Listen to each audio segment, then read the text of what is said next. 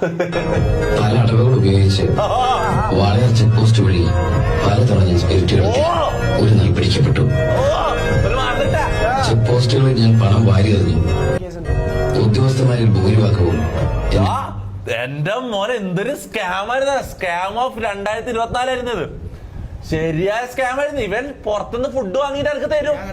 എന്റെ പരിക്ക് ഞാൻ ഇവന് വീട്ടിലെ സാധനങ്ങൾ വാങ്ങാൻ വേണ്ടിട്ട് മാസം മാസം ഒരു ബഡ്ജറ്റ് കൊടുക്കും.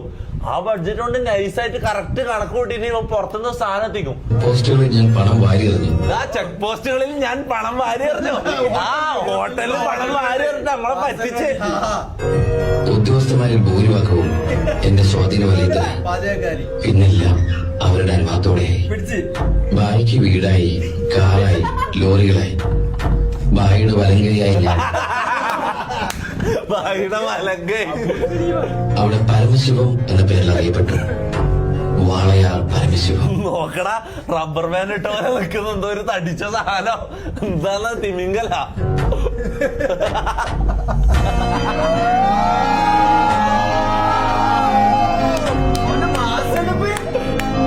മമ്മ സൈലന്റ് ആയിട്ട് ആടുന്നതിന് രോമാഞ്ചം എടുക്കാതെ ഇങ്ങനെ